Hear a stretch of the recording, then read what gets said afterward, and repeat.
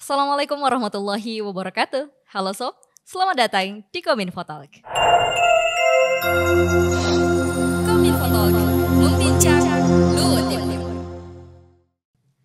Berjumpa kembali dengan saya Enhana Tarbiyatun Nisa dalam program Kominfo Talk. Seperti biasa di podcast ini kita akan terus membincang terkait dengan hal-hal menarik dan informatif seputar Kabupaten Luhut Timur, tentunya bersama dengan narasumber yang inspiratif. Stay tune dan saksikan terus perbincangannya hanya di Kominfo Talk, membincang Luhut Timur. Kominfo Talk, membincang Luhut Timur. Sobat Kominfo, hari ini kita kedatangan bintang tamu yang sangat istimewa. Akrab disapa dengan sapaan Pak Aji. Beliau dikenal visioner, penuh dedikasi dan semangatnya yang luar biasa. Sebelum memulai karir barunya, beliau merupakan seorang kepala dinas di Dinas Kominfo SP Kabupaten Luhut Timur.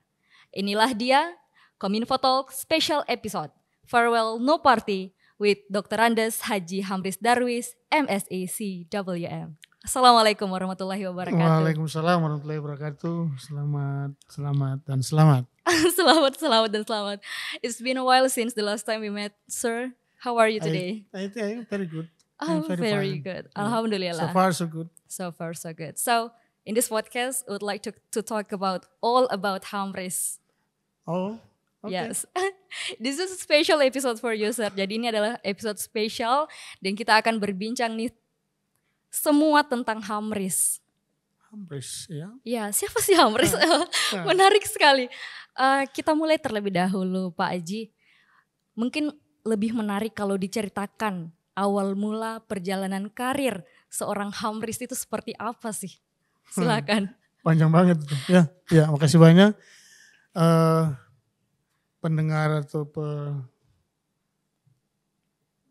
pemirsa Kominfo Talk, ini mungkin kemunculan saya yang kedua sebagai host, sebagai guest. Iya, guest. Karena pernah saya juga jadi host ya. But today we will become a guest. Cerita tentang sejarah panjangnya Hamris di birokrasi itu mundar-mandir ya. Yeah. Dia pertama masuk pegawai itu di satu departemen namanya Departemen Pariwisata Pos dan Telekomunikasi. Disebut dengan Depar Postel wilayah 14 Sulawesi Selatan Tenggara. Di situ saya pertama kali jadi pegawai di Makassar. Cuma berselang 1 tahun masih baru jadi pegawai negeri 100%. Saya diangkat menjadi kepala UPTD dan sekaligus pimpinan pengembangan proyek pengembangan Sulawesi Tenggara di Kendari. Jadi saya bergeser ke Kendari itu tahun 92 sampai 97. Di sana membantu satu provinsi itu. Jadi wilayah saya mencakup satu provinsi. Waktu itu baru ada 4 kabupaten dan 1 kota, Kota Kendari, Buton, Raha, dan Kolaka, yang sekarang sudah menjadi 12 kabupaten dan kota. Nah dari situ habis dari Kendari dipindahkan 1 tahun ke Manado, juga jadi Pimpro pengembangan pariwisata di Manado, Sulawesi Utara. Habis dari sana 1 tahun ditarik lagi kembali ke Sulawesi Tengah. Dikembalikan ke Makassar. Saya bosan dikasih mundar-mandir begitu. Okay. Ya. Tapi sempat saya diangkat jadi eselon 4 di tahun 97 di Depar Postel. Akhirnya setelah itu saya berpikir untuk kebetulan saya waktu kuliah itu sudah pernah ngajar. Okay. Jadi dosen LB, dosen luar biasanya di Unhas. Masih mahasiswa waktu itu. Sudah dipercaya pegang sampai 4 di mata kuliah dengan teman-teman yang mahasiswa semester akhir. Akhirnya saya berpikir untuk pindah ke Akademi Pariwisata. Oke. Berarti dari birokrasi ke akademisi ya? Iya. Nah, di sana tugasnya ya sebagai pengajar, dosen di Akademi Pariwisata yang sekarang berubah namanya jadi Politeknik Pariwisata. Poltekpar Makassar, salah satu politeknik pariwisata terbesar di Indonesia yang di bawah naungan Kementerian Pariwisata. Nah, Dari situ saya tahun 2003, karena kebetulan saya punya, apalagi selalu ingin merasakan sesuatu yang baru, akhirnya saya berpikir setelah keluarnya undang-undang otonomi daerah, saya berpikir di daerah ini akan punya peluang banyak di daerah-daerah baru. Akhirnya tahun 2003 saya bermohon di beberapa kabupaten, dan semua kabupaten di Luhuraya ini bupatinya berikan saya rekomendasi setuju pindah. Saya pilih Luwu Timur. Kenapa Pak Why Haji? I choose the East Luwu? Why you choose East Luwu? Pertama adalah ini kampungnya saya punya orang tua. Bapak saya itu lahir di Malili, orang Malili asli, orang Balantang, besar di sini. Dan setelah beliau masa DITI, beliau ditarik ke kota untuk sekolah. Kalau tidak jadi gerombolan juga dia. Masuk ke kota Palopo jadi tentara. Nah itulah sampai saya pilih Luwu Timur. Dan kenapa saya pilih daerah baru bukan kabupaten yang sudah lama? Pertama saya sudah berpikir bahwa kalau saya pindah di kabupaten baru itu akan banyak sesuatu hal yang saya bisa lakukan. Terlepas bahwa keluarga saya banyak di sini, ada satu kampung di Balantang itu orang keluarga saya. Tetapi ada hal-hal yang menurut saya sangat strategis waktu itu. Contohnya begini, lahirnya lambang Luwu Timur yang digunakan oleh pegawai negeri sipil sekarang ini, itu sebenarnya kalau sejarah panjangnya, sejarah dia lahir jadi lambang itu sebenarnya ada campur tangannya Hambres di situ. Kenapa? Lambang ini disayembarakan dan ada pemenangnya 1, 2, 3, dan pemerintah daerah waktu itu beli itu dari yang menang, hak patennya, hak ciptanya dibeli, dan perintahnya Pak Bupati, Pak Oponi Hatta itu sampaikan ke saya, Hambres jangan cuma juara 1 yang jadi lambangnya Luwu Timur, tapi gabungkan antara lambang yang juara 2, juara 3 itu menjadi satu lambang. Dan lambang itulah yang kita pakai sekarang. Ya, kalaupun misalnya mengenai simbol-simbolnya kan sudah ada di Perda itu. Tapi sejarah lahirnya seperti itu. Jadi Oponi Hatta itu memerintahkan khusus ke saya sampai lahir lambang seperti yang kita pakai ini sampai ke proses cetak pertama. Jadi ada saya cetak pertama, itu mungkin masih ada aslinya saya simpan. Itu masih ada di rumah dan itulah yang kita pakai pertama kali lambang itu. That's why you choose Luwu Timur Yes, sejauh ini. and then another one, the March of Luwu Timur. Lagu March Luwu Timur itu pegawai negeri yang pertama kali nyanyikan itu adalah Hambres dengan ada satu namanya almarhum Abriansa. Ini perintah bupati juga, kalian berdua ke DPR segera, karena ini mau dibuat perdanya, segera sampaikan di sana bahwa ini sudah siap. Sampai di DPR kita disuruh nyanyi. Waktu itu saya belum hafal, tapi karena disuruh nyanyi saya baca teksnya bahwa. Jadi pegawai yang pertama nyanyikan March Luwu Timur itu saya dengan Pak Abriansa, dan ini saya buka karena ini fakta sejarah yang seperti itu bunyinya. Dan banyak lagi hal yang pada saat awal kita masuk yang membuat saya betul-betul merasa enjoy pindah di kampung. Karena saya pindah dari Makassar, kota yang sangat sibuk, yang kerja saya sampai malam biasa pulang baru habis maghrib, Isya baru sampai di rumah. Sampai di sini pindah tahun 2003 itu lampu di sini jam 8 malam udah mati. Tidak ada kegiatan jam 8 malam itu. Dan kebetulan waktu itu saya belum pindah ke ibu, belum pindah, anak-anak belum pindah. Saya tidurnya di kantor bupati bersama dengan almarhum Pak Sapi Basir, ada namanya dulu pejabat juga, dan Pak Firman DP yang sekarang jadi sekretaris kota Palopo. Begitu awalnya saya pindah ke Luwu Timur. Luar biasa.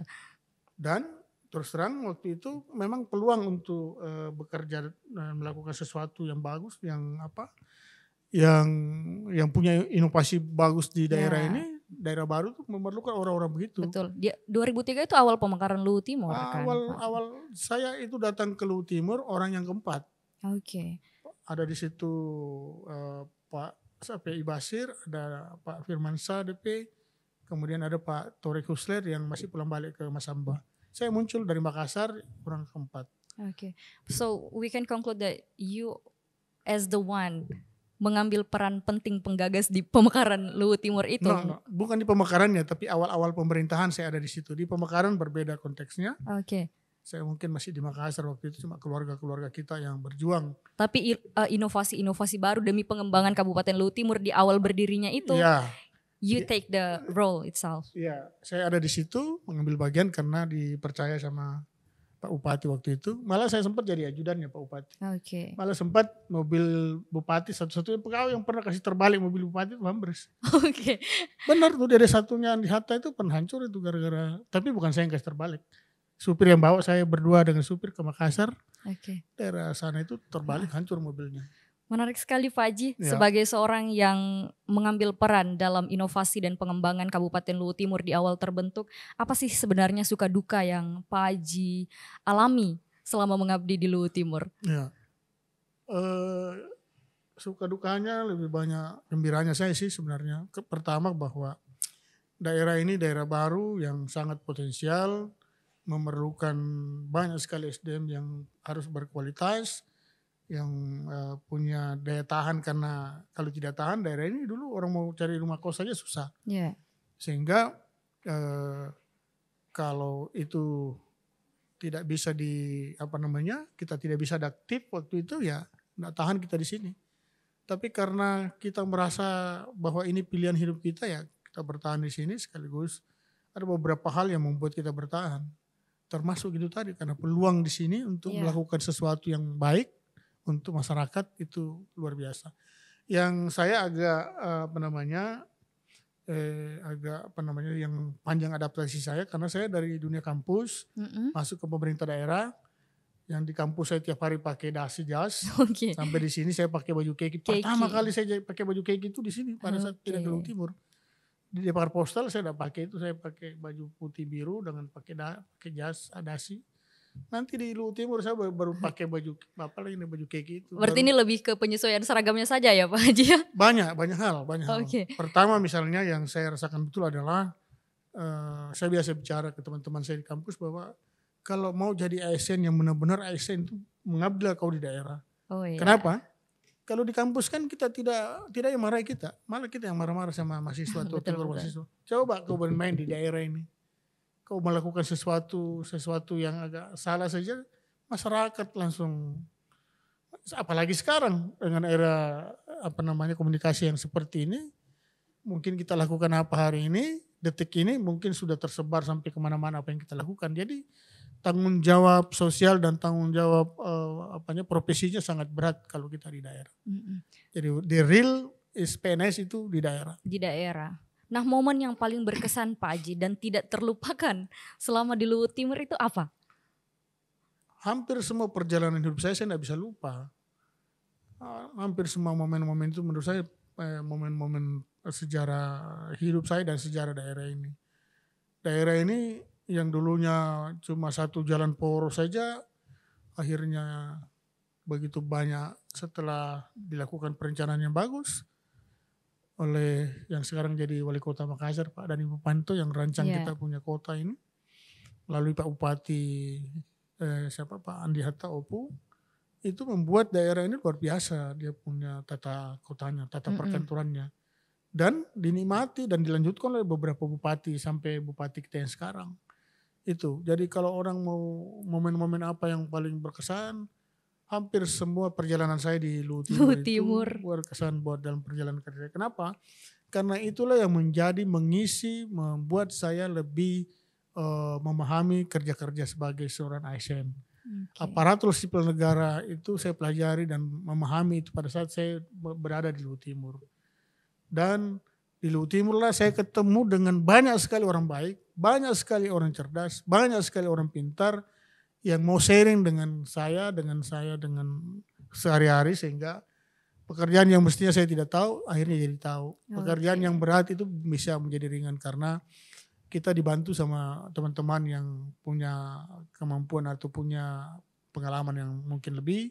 Dia share kepada kita, ini kita juga paham tentang itu. Oke, luar biasa sekali. Berarti semua momen yang ada di Luwu Timur itu berkesan ya untuk Pak Haji? Iya, perjalanan panjang itu Betul. yang mulai dari 2003 sampai 2024 sekarang ini, menurut saya semuanya berkesan. Jadi kalau disuruh pilih satu susah. Susah. Karena semuanya susah. Untuk dilupakan. Iya. Oke. Karena pertama anak saya setelah pindah ke sini, mulai dari SD sampai dia jadi dokter, Iya. itu di sini dia punya rangkaian hidupnya. Semua anak saya di sini, walaupun sekarang sudah tersebar sekolah, tapi dari SD-nya mereka itu semua ada di Luhut Timur, di Malili. Oke. Begitu. Oke Pak Haji, kalau saya sudah baca, sudah read your CV. Kalau di Luhut Timur sendiri, selain dari karir-karir yang Pak Haji ceritakan tadi di awal, kan Pak Haji selama di sini di Luhut Timur itu sudah mengabdi sebagai seorang kepala bidang, bahkan staf ahli, kepala dinas dan ya kepala dinas di 2 OPD, di Sedakop dan Kominfo.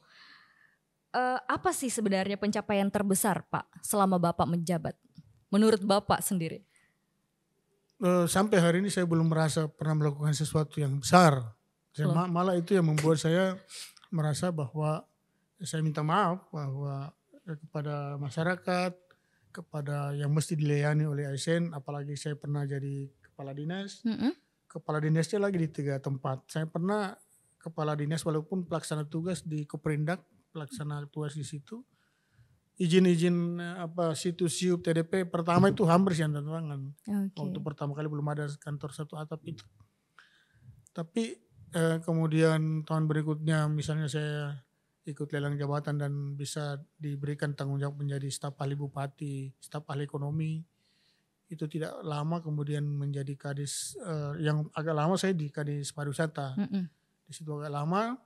Kenapa Pak almarhum Pak Usler itu, Pak Bupati yang kedua kita, menganggap saya bahwa Pak Hambris itu punya kemampuan atau punya pengetahuan di bidang pengembangan pariwisata, makanya ditempatkan saya di situ. Walaupun misalnya pada saat saya masuk di dinas itu, kelihatannya dinasnya terlalu besar.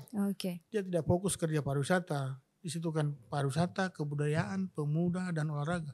Terlalu banyak dia punya nomenklatur kegiatan sehingga agak sulit fokus dia di bidang tertentu. Anggarannya besar di bidang olahraga, dianggap besar di bidang pariwisata, tapi ternyata anggaran yang diserap ke pariwisata sangat kecil, sehingga selama saya di dinas pariwisata. Kelihatannya saya bangun sepenggal saja beberapa destinasi unggulan yang berdasarkan grand design yang kita buat dan master Ripda yang kita sudah buat aturannya, yang kita buat untuk mengembangkan dan menyiapkan fasilitas sarana dan prasarana kepariwisataan. Gitu. It's okay Pak, kalau tadi Bapak mengatakan bahwa sampai sekarang bahkan saya tidak merasa melakukan perubahan yang pencapaian terbesar. And pardon me, ya ternyata kepala dinas di Sedakop ya Pak ya, pariwisata kemarin, kemudian dan terakhir kemarin di Dinas Kominfo SP.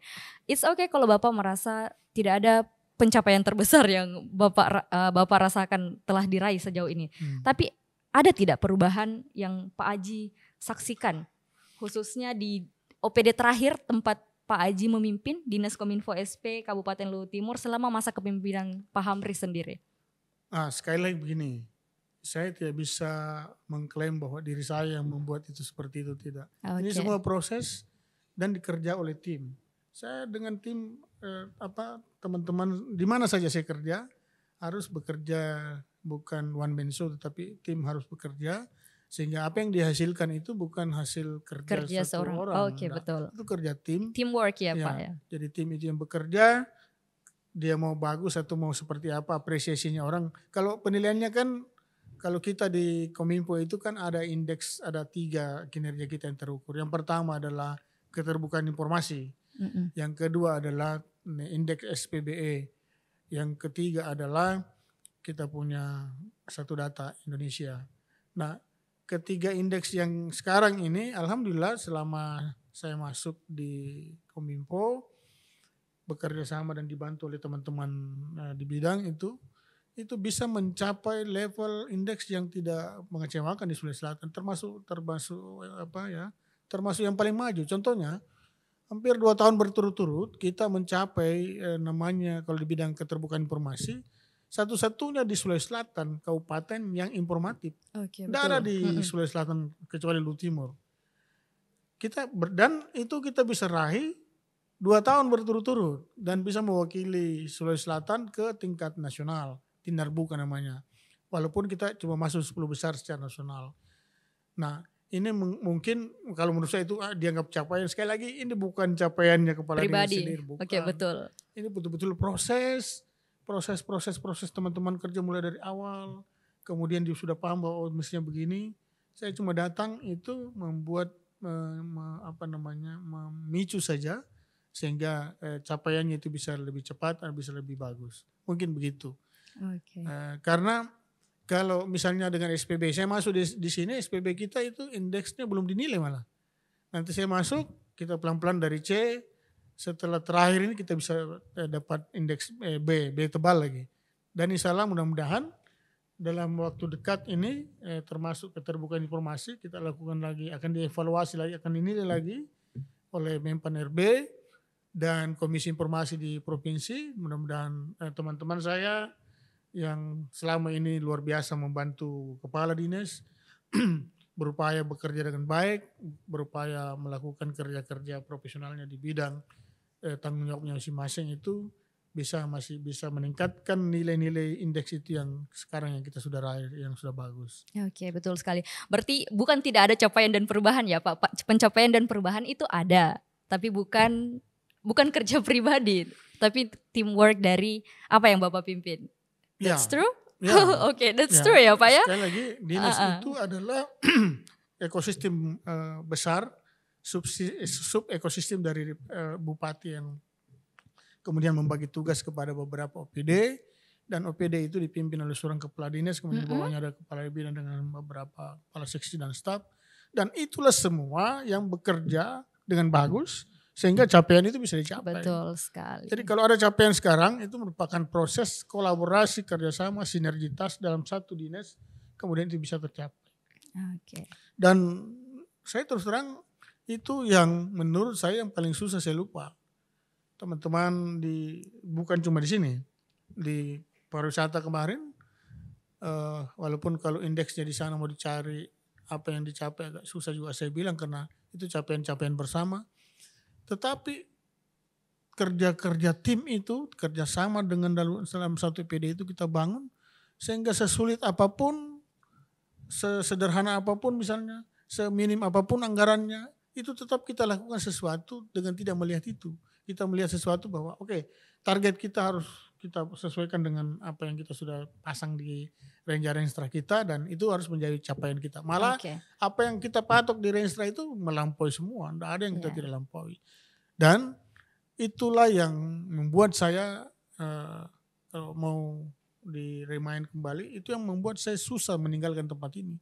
Karena saya terus terang mendapatkan saudara, mendapatkan teman, sahabat, anak-anak yang betul-betul bekerja dan mau bekerja dengan bagus sehingga capaian-capaian ini kita bisa lakukan. Kalau yang lain misalnya fokus saja kita cerita, ini kalau tidak dilakukan dengan kerja tim, kerjasama yang baik, inovasi yang baik, tidak mungkin berjalan. Fokus ini ada wujudnya seperti ini. Ini diawali dengan semangatnya siapa? Semangatnya tim yang ada di sini. Ada Pak Ahmad, ada Ayu, ada Pak Hendra. Ya waktu itu kalau tidak salah semua baru datang kita, kecuali Pak Hendra. Karena yang jadi host pertama Hamris. Oke Pak Hamris. Ya. Menarik sekali cerita yang Bapak sampaikan terkait dengan pencapaian dan perubahan. Tapi ini lebih menarik nih Pak. Kenapa Bapak memilih yang awalnya tadi dari birokrasi, kemudian pindah menjadi dosen, kemudian masuk lagi ke birokrasi dan akhirnya menjadi dosen kembali? Ini apa alasannya Pak? Ya, saya ingat ada beberapa komentar di media itu kembali ke basic. Saya nggak tahu basic apa. Ya mungkin yang dianggap bahwa memang saya pernah dari situ. Ya pernah jadi pengajar, pernah jadi dosen. Sehingga setelah kedengaran bahwa saya pindah, saya dimutasi oleh menteri melalui BKN, pindahlah saya dari terhitung di 1 Agustus kemarin, saya tinggalkan Pak Herpit yang mengharap Pak Herpit lebih duluan pergi daripada saya. Oke, Ternyata saya lebih awal. Pak Herpit ini Oke. sekretaris kita yang luar biasa juga orangnya. Wah, masalah saya dapat teman kerja yang orang bilang tidak ada susahnya, tidak ada keluhannya, orangnya cool, orangnya luar biasa. Iya. Memang bisa jadi panutan kita karena orang tua yang kita bisa jadikan panutan. Walaupun umurnya dengan saya 2 bulan, berapa hari? 2 bulan 4 hari barangkali umurnya saya dengan Pak Herpit.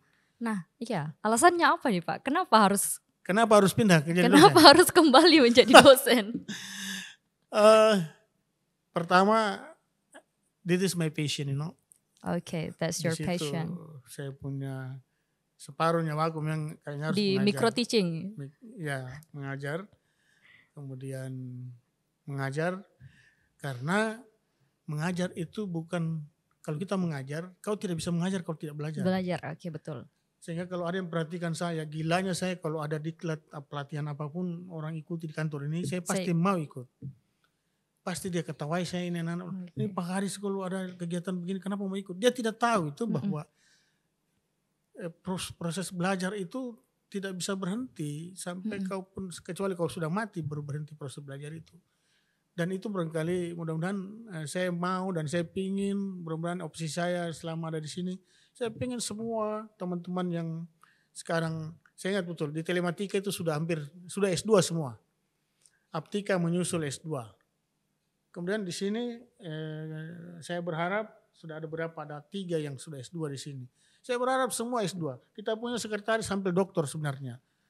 Cuma persoalan ya ada keburu ada SK menteri ya, aturan yang membuat kita harus berhenti sehingga kita harus berhenti pada satu titik. Dan semua harus berhenti. Saya pun juga nanti akan berhenti pada satu titik itu. Berarti alasan pindah menjadi dosen memang karena passionnya Pak Aji sendiri, kemudian memang semangat untuk belajarnya itu masih kuat sekali ya Pak ya sampai di usia ini. Nah, ini menarik sekali Pak karena di usia yang sekian ini tidak lagi muda. Tapi semangat belajarnya masih tinggi. Ini bagaimana Pak untuk menjaga motivasi dan produktivitas seperti itu tuh bagaimana? Kadang-kadang ibu di rumah bilang kita itu cuma pamer-pamer buku tapi tidak pernah baca. Oke. Tadi itu saya sudah mulai buka-buka lagi buku karena saya dikasih mata kuliah agak banyak ini semester. Ada 5 mata kuliah yang saya mesti ampu di kampus. Saya carilah buku-buku saya yang sudah mulai dulu saya lupa. Itu saya tarik-tarik kembali.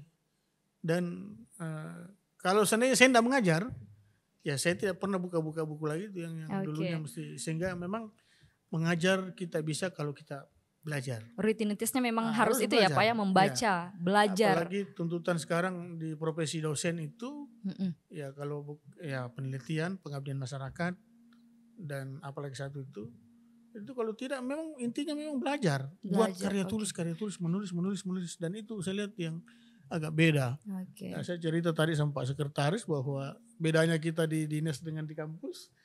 Di kantor ini kan saya kepala dinas, waktu masih jadi kepala dinas saya bisa bukan perintah ya, bisa meminta bantuannya siapa semua. Kalau ada saya menugaskan ya, Kalau di kampus saya dikasih dalam satu ruangan, duduk di situ semua levelnya sama. Semua dosen duduk di situ.